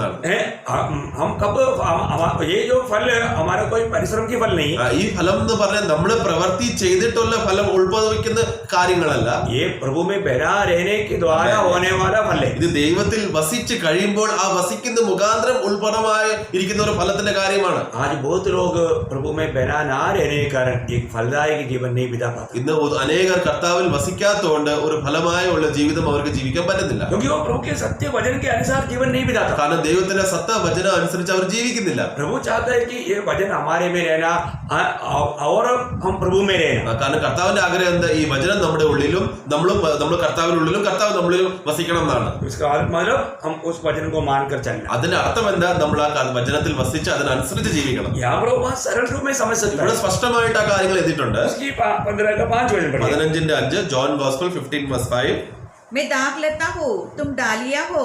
जो मुझ में बना रहता है और मैं उसमें, वह बहुत फल लाता है. देखा, जो मुझ में बना रहता है वो क्या होगा? वो बहुत फल लाएगा. ആരെന്നിൽ വസിക്കുന്നു ഞാൻ അവരിൽ വസിക്കുമ്പോൾ അവർ അനേക ഫലം അവർ ഉത്ഭവിക്കും. देखो, हमें ये बात को जानना है कि हमें प्रभु में बना रहने का अर्थ जानना जरूरी बात है. അതുകൊണ്ട് നമ്മൾ കർത്താവിൽ വസിക്കുക എന്ന ഈ അവസ്ഥയിൽ നമ്മൾ അറിഞ്ഞിരിക്കണം. मतलब उसी अध्याय का 8 वचन पढ़ना. അതേ അധ്യായത്തിന്റെ बहुत सरल रूप में എട്ടാം आपको समझ सकता है. അവിടും ക്ലിയർലി നമുക്ക് മനസ്സിലാക്കാൻ പറ്റും. 15:8 मेरे पिता की महिमा इसी से होती है कि तुम बहुत सा फल लाओ, तभी तुम मेरे चेले ठहरोगे. तो इसका मतलब क्या है कि एक सच्चा चेला है तो वो बहुत फल लाएगा. അപ്പൊ യഥാർത്ഥ ഒരു ഡിസൈപ്പിൾ ആണെങ്കിൽ, ശിഷ്യനാണെങ്കിൽ അവർ അധിക ഫലം ഉത്ഭവിക്കും. सच्चा चेला कब बनता? സത്യ ചേല എപ്പോഴാകുന്നത്? वही യോഹന്നാൻ 8 का 31-32 में प्रभु ने क्या बोला? യോഹന്നാൻ സുവിശേഷം 8:31-32 ജോൺ 8:31-32 विश्वासियों को कहता है, വിശ്വാസികളോടാ പറയുന്നത്, तुम मेरा वचन पर बने रहोगे. നിങ്ങൾ എന്റെ വചനത്തിൽ വസിച്ചാൽ മാത്രം. पढ़िए.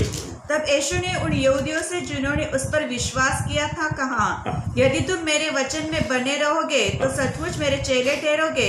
तुम सत्य को जानोगे और सत्य तुम्हें स्वतंत्र करेगा. इसका मतलब क्या है कि हमारे जीवन में हम प्रभु का वचन में बना रहना ये बहुत बहुत की बात അതുകൊണ്ട് നമ്മുടെ ജീവിതത്തിൽ നമ്മൾ വചനത്തിൽ വസിക്കണം. ഇതൊരു വലിയ കാര്യമാണ്. है. एक फलदायक जीवन बिताना. ഒരു ഫലബന്ധമായ ജീവിതം ജീവിക്കാൻ വേണ്ടിയിട്ട് प्रभु यीशु मसीह पर जो हमारा विश्वास में कभी भी कमी होने नहीं देगा. കർത്താവ് യേശു ക്രിസ്തുവിലുള്ള വിശ്വാസ വിഷയത്തിൽ വരുമ്പോൾ അത് ഒരിക്കലും കുറവായി പോകല്ലേ.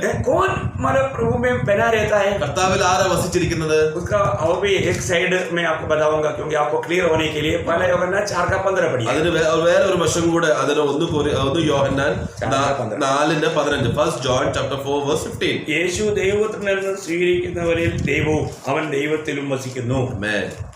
जो कोई ये मान लेता है कि यीशु परमेश्वर का पुत्र है, परमेश्वर उसमें बना रहता है और वह परमेश्वर में. तो इसका मतलब क्या है कि यहाँ पर बहुत सरल रूप में ओके. तो യേശു ദൈവത്തിൽ നിന്ന് സ്വീകരിക്കുന്നവനിൽ ദൈവവും അവൻ ദൈവത്തിലും വസിക്കുന്നു. तो यहाँ पर मतलब हम देखते हैं कि प्रभु यीशु मसीह को परमेश्वर का पुत्र करके जो भी विश्वास करता है, प्रभु का वचन कहता है वो प्रभु में रहता है. ആരൊക്കെ കർത്താവ് യേശു ക്രിസ്തുവിനെ ദൈവത്തിന്റെ പുത്രമാണ് വിശ്വസിക്കുന്നു അവർ ദൈവത്തിൽ വസിക്കുന്നു.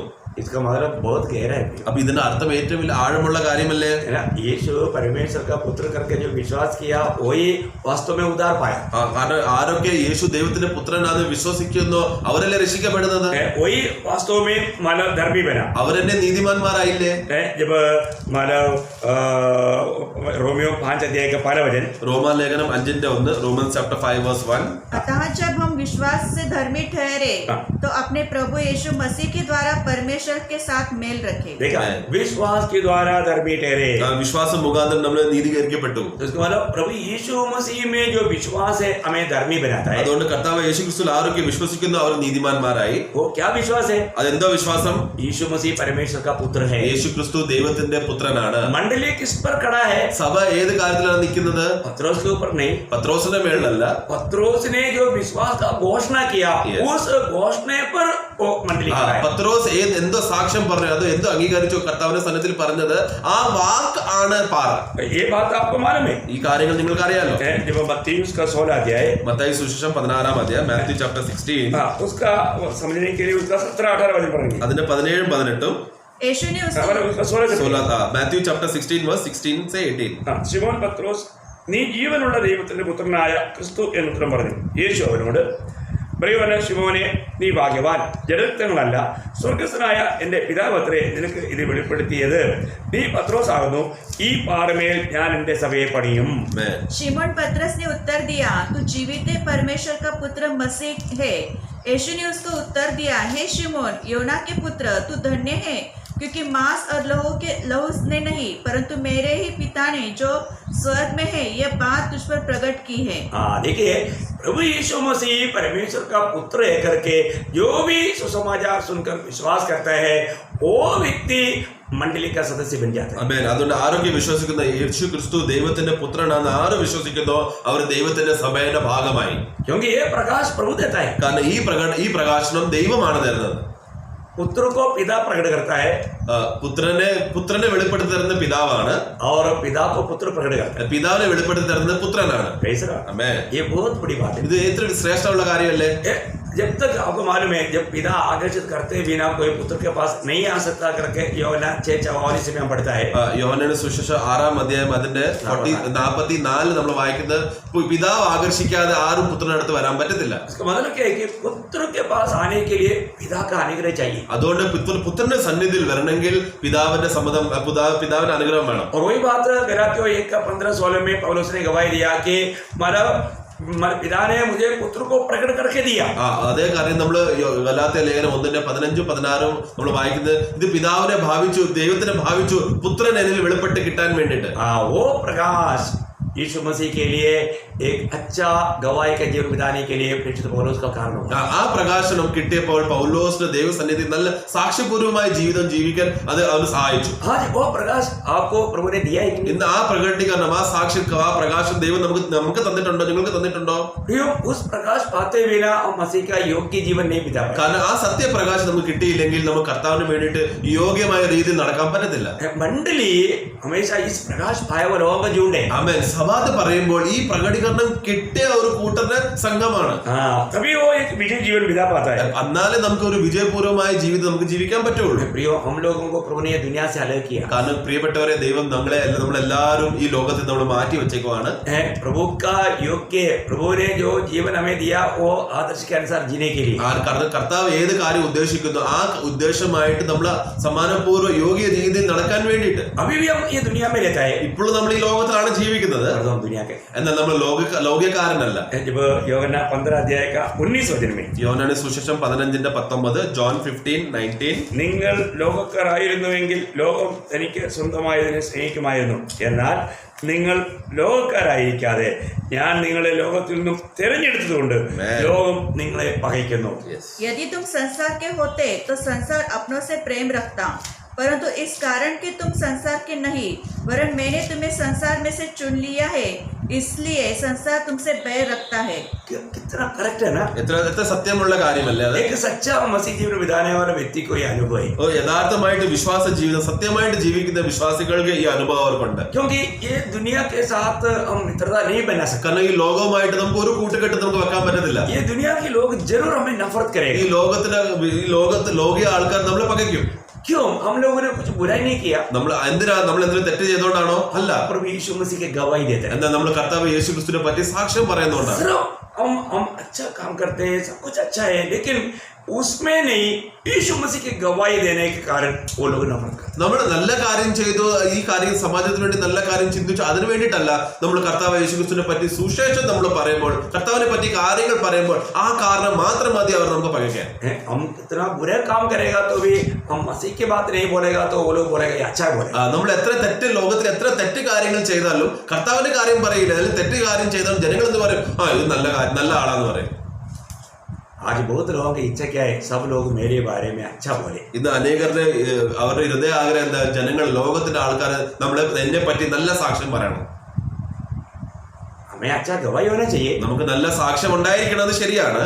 परंतु प्रभु के बारे में ना बोलते हुए ऐसा गवाही पाने से कोई फायदा नहीं। എന്നാൽ കർത്താവിനെ പറ്റിയിട്ട് ഒരു കാര്യം പറയാതെ സാക്ഷ്യം കിട്ടുന്നത് അത് ശരിയല്ല, പ്രയോജനമില്ലാതെ. कई लोग लोगों को खुश करके, लोगों के सामने उनका अच्छा सेवा करके, उनका सेवा करके उसमें प्रभु की व्यवस्थाओं को तोड़ देता है, तो भी लोगों के सामने अपने आप को बहुत अच्छा भक्त दिखाने के लिए भक्ति का बहुत काम करते हैं. നമ്മൾ ചില വിശ്വാസികൾ നമ്മൾ നോക്കുമ്പോൾ അവർ ലോകത്തിന്റെ ആൾക്കാരുടെ സന്നിധി നല്ല പ്രസാദം കിട്ടാനും സ്വീകരിക്കപ്പെടാൻ വേണ്ടിയിട്ട് ലോകീയ രീതിയിലുള്ള അവരുടെ ശൈലിയും കാര്യങ്ങൾ ചെയ്ത് അവരിൽ സ്വീകരിക്കപ്പെടാനുള്ള കാര്യങ്ങൾ ചെയ്യും. എന്നാൽ അങ്ങനെ ചെയ്തുകൊണ്ടിരിക്കുമ്പോൾ നമ്മൾ ദൈവത്തിന്റെ വചനമായ ചില കാര്യങ്ങൾ വിരുദ്ധമായി ചെയ്തും അതിൽ കുഴപ്പമില്ല.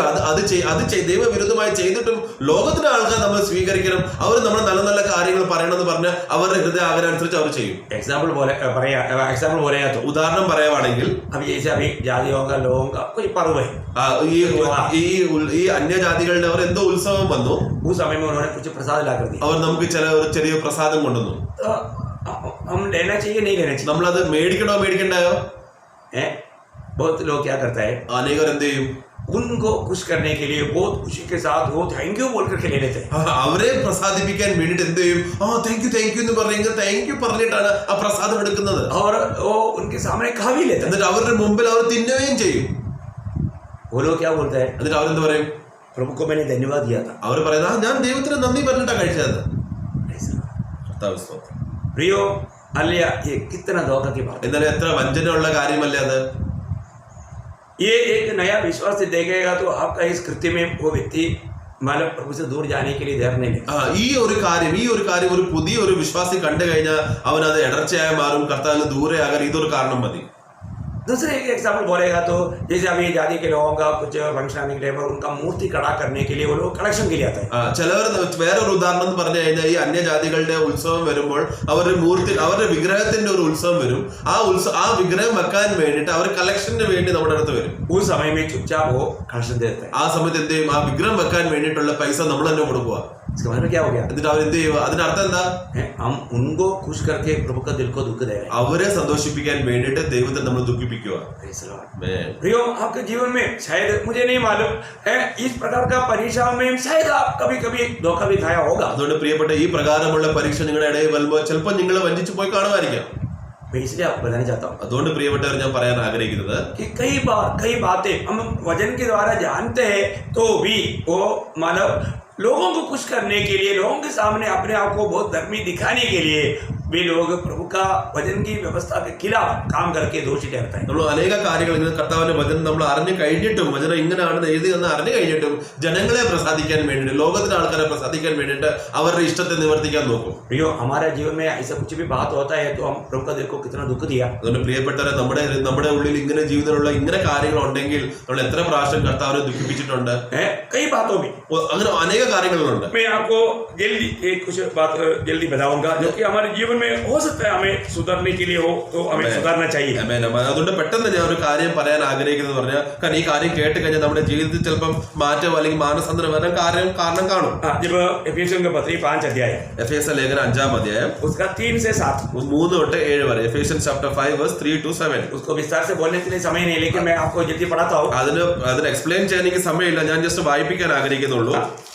जैसा पवित्र लोगों के योग्य है वैसा तुम में व्यभिचार और किसी प्रकार के अशुद्ध काम या लोभ की चर्चा तक न हो. चर्चा तक ना हो. ഈ വിഷയത്തിലുള്ള സംസാരം പോലും നിങ്ങളുടെ ഇടയിൽ കാണല്ലേ. देखिए मतलब यहाँ पर कितना सत्य चेतावनी അപ്പൊ है। എത്ര സ്പഷ്ടമായിട്ടാണ് നമുക്ക് വേണ്ടി പറഞ്ഞ കാര്യങ്ങള്. व्यभिचार, വ്യഭിചാരം, किसी प्रकार का लोभ, ഏത് പ്രകാരം ദുഷ്ടതയും, बस बढ़िएगा उसको, और किसी प्रकार के अशुद्ध काम अशुद्ध काम, किसी प्रकार का अशुद्ध काम, അശുദ്ധ പ്രവർത്തികൾ, और लोभ की चर्चा तक न हो। चर्चा तक ना हो। ഇന്ന് മോഹത്തിന്റെ കാര്യങ്ങൾ അതൊന്നും നിങ്ങളുടെ ഇടയിൽ സംസാരപ്പെടില്ലേ. बोलने का अर्थ पैर पड़क बोल, मतलब किसी प्रकार बात बोलने का मौका नहीं देना। അതായത് ഈ പ്രകാരമുള്ള നാമം പോലും അങ്ങനെ പറയാനുള്ള വിഷയം നിങ്ങളുടെ ഇടയിൽ വരില്ലേ. मैं आपको गवाही देता हूँ। ഞാനൊരു സാക്ഷ്യം പറയാൻ ആഗ്രഹിക്കുന്നു. जब मैं आर्मी में था, ഞാൻ ആർമിയിലായിരുന്നപ്പോൾ हमारी एक बड़ा बेटालियन, നമ്മുടെ ഒരു വലിയ ബറ്റാലിയനാണ്, 425 लोग हैं। 425 കൂട്ടമുള്ള ബറ്റാലിയനാണ്. वहां पर वो एक मतलब एक मूर्ति लाना चाहा, അവർക്ക് അവിടെ ഒരു വിഗ്രഹം വെക്കാൻ അവർക്ക് ആഗ്രഹം ഉണ്ടായിരുന്നു. उसके लिए कलेक्शन देना। അതിന് വേണ്ടിയിട്ട് കളക്ഷൻ അവർ വാങ്ങാൻ തുടങ്ങി. उन्होंने पूरा नामकरण बनाया। എല്ലാവരുടെയും പേര് അവർ എഴുതി. इसके बाद में जो ज्यादा मतलब उसको डोनेशन देगा उसको प्राइज मिलेगा। ആരൊക്കെ കൂടുതൽ ഡൊണേഷൻ കൊടുക്കുന്നോ ആ വിഗ്രഹത്തിന് മുമ്പിൽ അവർക്ക് പ്രൈസ് കിട്ടും. साधारण लोग सब कम से कम 100 रुपया दिया, कोई 500 दिया, कोई 1000 दिया। അപ്പൊ സാധാരണ നോക്കുമ്പോൾ ചിലർ 100 കൊടുത്തു, ചിലർ 500 കൊടുത്തു, ചിലർ 1000 കൊടുത്തു. क्योंकि एक बहुत बड़ा एक अमाउंट का एक लोहा का पित्तल का हमारा एक मूर्ति लाना है। കാരണം വലിയ ഒരു വിഗ്രഹം എന്ന് പറഞ്ഞ ഒരു മറ്റേ അയൺ കൊണ്ട് വേറെ മെറ്റൽ കൊണ്ട് ഉണ്ടാക്കുന്ന ഒരു രീതിയിലായിരുന്നു. बहुत मूल्यवान मूर्ति था। അത് ഒത്തിരി വിലയുള്ള മൂർത്തിയായിരുന്നു. तो 424 लोग दिए, അത് 424 പേര് കൊടുത്തു, एक आदमी नहीं दिया। ഒരാൾ കൊടുത്തില്ല. अभी जब कमांडिंग ऑफिसर ने देखा तो एक आदमी क्यों नहीं दिया, അപ്പൊ കമാൻഡിംഗ് ഓഫീസർ ഒന്ന് പറഞ്ഞു, ഈ ഓരോ വ്യക്തി എന്തിനു കൊടുത്തില്ല. उसको जल्दी चार्जशीट बना करके मार्च कर। ആ ആളെ പെട്ടെന്ന് ചാർജ് ഷീറ്റ് ഉണ്ടാക്കി ആളെ മാർച്ച് ഫാസ്റ്റ് ചെയ്യാൻ പറയാൻ പറഞ്ഞു. പണിഷ്മെന്റ് കൊടുത്തു. वो मतलब मुझे ऑर्डर मिला, मुझे चार्जशीट के साथ मार्च किया। അപ്പൊ എനിക്ക് അങ്ങനെ ഓർഡർ കിട്ടിയപ്പോൾ ഞാൻ ചാർജ് ഷീറ്റ് കൊണ്ട് ഞാൻ മാർച്ച് ചെയ്തു, പണിഷ്മെന്റ് ചെയ്തു. അല്ല, മാർച്ച് ഫാസ്റ്റ് ചെയ്തു. तो वहां पर जाकर के वो सीईओ ने मुझे पूछा അത് കഴിഞ്ഞിട്ട് ആ സിഇഒ എന്നോട് ചോദിച്ചു, कि तूने ये कलेक्शन क्यों नहीं दिया। നീ എന്തിനാ ഈ കളക്ഷൻ കൊടുത്തില്ല. तो मैंने उसको एक ही बात कहा, ഞാൻ അപ്പൊ ഒരു കാര്യം പറഞ്ഞു, सर हम प्रभु को नहीं बना सकता, प्रभु ने हमको बनाया। ഹേ സർ, നമ്മൾ ദൈവത്തിന് ഒരിക്കലും ഉണ്ടാക്കാൻ പറ്റത്തില്ല, ദൈവമാണ് ഞങ്ങളെ സൃഷ്ടിച്ചത്. इसलिए हम जो भी बना रहा है या खरीद रहा है वो प्रभु नहीं है, അപ്പൊ അതുകൊണ്ട് നമ്മൾ എന്തോ ഉണ്ടാക്കുന്നോ നമ്മൾ ഇങ്ങനെ ചെയ്യുന്നതോ അത് ദൈവമല്ല, वो पाप है। അത് പാപമാണ്. क्योंकि मैं जीवित प्रभु को जानता हूँ, इसलिए मैं आपको ये बात बताने में मुझे खुशी है। കാരണം ഞാൻ ജീവനുള്ള ദൈവത്തെ ഞാൻ അറിയുന്നതുകൊണ്ട് ഈ കാര്യം പറയാൻ എനിക്ക് നിങ്ങളോട് പറയാൻ എനിക്ക് സന്തോഷമുണ്ട്. जिस प्रभु ने आपको बनाया वो प्रभु को आप नहीं बना सकता। ഏത് ദൈവം നിങ്ങളെ ഉണ്ടാക്കിയോ ആ ദൈവം നിങ്ങൾ ആ ദൈവത്തെ ഉണ്ടാക്കാൻ പറ്റത്തില്ല. आप जो ये कर रहे हैं सबसे बड़ा पाप है। നിങ്ങൾ ചെയ്യുന്ന കാര്യം ഏറ്റവും വലിയ പാപമാണ്. आप शायद बहुत अभी क्या हम अपनी सृष्टिकर्ता परमेश्वर को खरीद सकता है। നമ്മളെ സൃഷ്ടിച്ച ഈ ദൈവത്തെ, ഞങ്ങളെ സൃഷ്ടിച്ച ഈ ദൈവത്തെ നമ്മൾ വാങ്ങിക്കാൻ പറ്റുമോ? मैं 3-4 सवाल उनको पूछा, ഞാൻ ഇങ്ങനെ 3-4 ചോദ്യങ്ങൾ അവരോട് ചോദിച്ചു. वो पूरा मैं विस्तार से आपको नहीं बोलना चाहिए, അതെല്ലാം പറയാൻ ആഗ്രഹമില്ല. परंतु आपके उसने बोला गेट आउट। ആൾ ദേഷ്യത്ത് പറഞ്ഞു ഗെറ്റ് ഔട്ട്, നിങ്ങൾ ഇവിടെ പുറത്തു പോകും. क्योंकि उसको चोट लग गया കാരണം ആൾക്ക് വിഷമമായി, വേദന എടുത്തു, और पीछे से मानो जिसने मेरे को मार्च किया था उस सूबेदार मेजर को सीओ ने आज्ञा दिया, वो ठीक बोल रहा है, इसलिए उससे कोई मानो दबाव मत करो, उसको जाने दो, मानो बोल करके क्लोज कर दिया। എന്നിട്ട് എനിക്ക് അധികാരിയായ എന്റെ പുറകിൽ വേറെ ഒരു അധികാരി ഉണ്ടായിരുന്നു. ആ ആളാണ് എന്റെ മാർച്ച് പാസ്റ്റ് ശരിയാണെന്ന് നോക്കാൻ വേണ്ടിയിട്ട് ആ അധികാരിയോട് എന്ത് പറഞ്ഞേ, ഈ ആള് പറയുന്നത് ശരിയാണ്, അതുകൊണ്ട് വെറുതെ ആളെ വിട്ടുകളാ, ഈ കാര്യം ഇവിടെ തന്നെ അവസാനിപ്പിക്കുന്നു പറഞ്ഞ് വിട്ടുകളാന്ന് ഓർഡറും കൊടുത്തു. इसके बाद में क्या हुआ मालूम है, അത് കഴിഞ്ഞിട്ട് എന്ത് പറ്റി? जब दिसंबर 25 आया ഡിസംബർ 25 വന്നപ്പോൾ तो 24 तारीख को ही मुझे वो सीओ ने बुलाया 24-ാം തീയതി എന്നെ വിളിച്ചു. और वो सीओ मुझे कहा, എന്നിട്ട് ആ സിഇഒ അധികാരിനോട് പറഞ്ഞത്, तुम्हें कल 25 दिसंबर को तुम्हें एक संदेश देना है। നാളെ 25 ഡിസംബർ ആണ്, അതുകൊണ്ട് നാളെ ഒരു സന്ദേശം തയ്യാറാക്കണം. अभी हमारा उस बटालियन में क्रिस्ती लोग, नामधारी क्रिस्ती लोग, बड़े बड़े ऑफिसर लोग हैं। കാരണം ആ സമയത്ത് ആ ബറ്റാലിയനില് ക്രിസ്ത്യാനി എന്ന് പറയുമ്പോൾ അല്ലെങ്കിൽ ആ പേര് ഉള്ള വിശ്വാസികൾ, നാമധാരിയുള്ള ലോകമായ ക്രിസ്ത്യാനി ധർമ്മങ്ങളുള്ള ആൾക്കാർ, മതക്കാരുണ്ട്. उनको नहीं बोला, അവരോട് പറഞ്ഞില്ല, मैं एक सादा हवलदार, ഞാനൊരു സാധാരണ ഹവൽദാരായിരുന്നു. मुझे बोला എന്നോട് പറഞ്ഞു, आपको संदेश देना है, നിങ്ങൾക്ക് ഒരു സന്ദേശം കൊടുക്കേണ്ടി വരും. पूरा बटालियन हमारा बैठेगा, എല്ലാ ബറ്റാലിയൻ അവിടെ ഇരിക്കും. ओ आपको मालूम है कम से कम मतलब 418 लोग उस मीटिंग में बैठ गया। ആ സമയത്ത് അറൌണ്ട് 418 ആൾക്കാർ അവിടെ വന്നിരുന്നു. मतलब और भी कुछ यूनिट का लोगों को भी बुलाया, അതല്ലാതെ വേറെ യൂണിറ്റിലുള്ള ആൾക്കാരെ വിളിച്ചായിരുന്നു. और ये संदेश दिया, എന്നിട്ടായി സന്ദേശം കൊടുത്തു. उस समय में हम संदेश सुनने के समय में एक कर्नल को सीओ पूछता है, अरे उसका नाम जोसेफ था, अरे जोसेफ अगर ये इसका प्रचार के अनुसार तू कहाँ जा रहा है? मेरे को तुरंत पूछता है, टोमी शराबी आदमी स्वर्ग जाएगा क्या?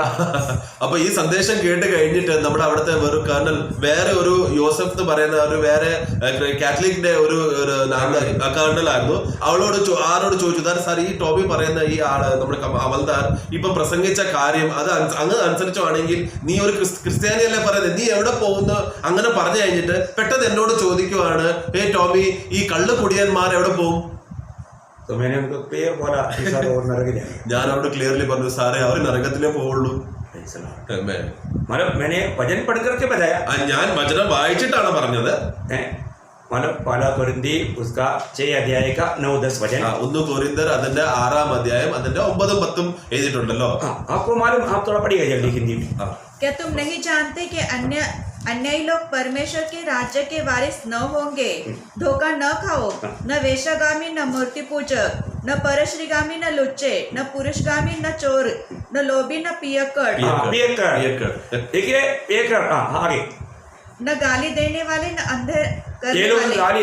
आपको मालूम है फौजी का मुंह में हमेशा गाली रहता है. നമുക്കറിയാലോ ഒരു ഫൗജിയുടെ വായിൽ എപ്പോഴും തെറി കാണും. इसका मतलब ये सब करने वाला प्रभु का राज्य का वारिस कभी नहीं होगा. ഇങ്ങനെ ഈ കാര്യങ്ങൾ ചെയ്യുന്നവർ ഒരിക്കലും ദൈവരാജ്യത്തിൽ അവകാശപ്പെടത്തില്ല. जब ये वचन सुना तो बराबर सबको एक झटका लगा, क्योंकि ये प्रभु का वचन है. കാരണം ആ വചനം കേട്ട് കഴിഞ്ഞപ്പോൾ എല്ലാവർക്കും വലിയ ഷോക്ക് ആയ പോലെ, കാരണം ഇത് ദൈവത്തിന്റെ വചനമല്ലേ. मैं एक बात आपको बताऊं, അതുകൊണ്ട് ഞാൻ ഒരു കാര്യം പറയാൻ ആഗ്രഹിക്കുന്നത്, कम से कम 8-9 साल के बाद में वही मतलब बैटल में मतलब उस समय में ये संदेश सुना हुआ एक ऑफिसर मुझे दूसरे एक जगह पर मिला. ഈ കാര്യം നടന്നു കഴിഞ്ഞിട്ട് 8-9 വർഷം കഴിഞ്ഞിട്ട് അതേ ബറ്റാലിയനിൽ നിന്ന് വചനം കേട്ട് കഴിഞ്ഞിട്ടുള്ള 8-9 വർഷം കഴിഞ്ഞിട്ടുള്ള വേറൊരു ഫൗജി എന്നെ വിളിച്ചു പറഞ്ഞു. उस ऑफिसर मुझे कहता है कि टोमी उस दिन का संदेश के बाद मैंने कभी शराब नहीं पिया और मैं गाली नहीं दिया. मैं वो संदेश अभी भी मेरा दिल में ऐसे कैसे.